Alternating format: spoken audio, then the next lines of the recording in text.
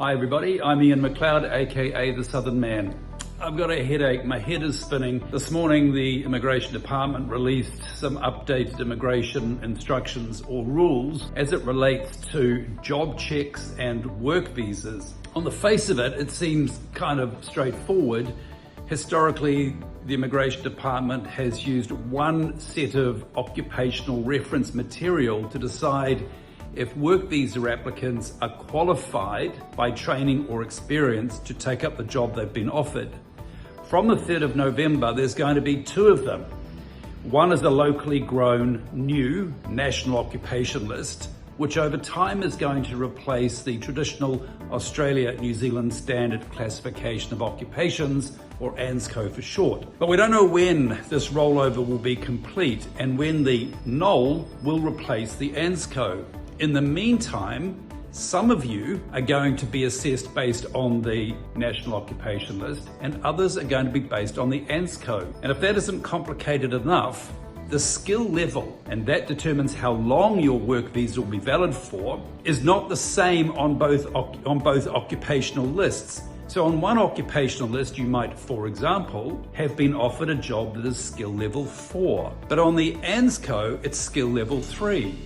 Now what that means is, because it's ANZSCO's skill level 3, you can get a 5-year work visa. But if your job is listed on ANZSCO as skill level 4, you can only get 3 years. Actually, I'm confusing myself even explaining it. Just probably the best illustration I can give you of why me and all my colleagues are sitting around the office today, having talked this through for an hour, scratching our heads in utter bewilderment. And if that isn't confusing enough, for me, let alone for you, you also have to take into account that when it comes to assessing your eligibility for a skilled migrant resident visa, the ANZSCO reference material will continue to be used.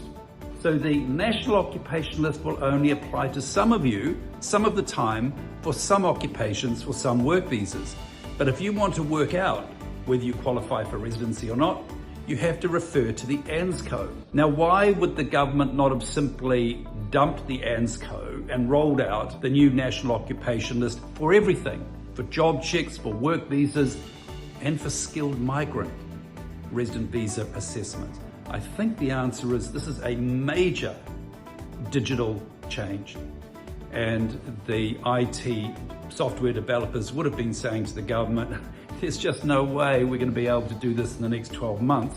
You're probably giving us several years worth of work and then it'll be full of bugs. So, whoa, this is really, really significant. And what was a relatively complex process has just increased in complexity by an order of magnitude. So look, read it. I don't expect you to really understand it. We've got our heads around it. If you're an existing client watching this, we've got you covered. We've worked out any changes to strategy might be required. But I'm just constantly reminded that ANZ tells people everything you need to know is on their website. Don't waste your money on people like Iain and the team. Well, good luck to them is all I can say, because if we don't understand it, the Immigration Department officials sure as heck won't understand it, and really bad decision making, I suspect, is about to get a whole lot worse. On that cheery note, hope you have a good weekend.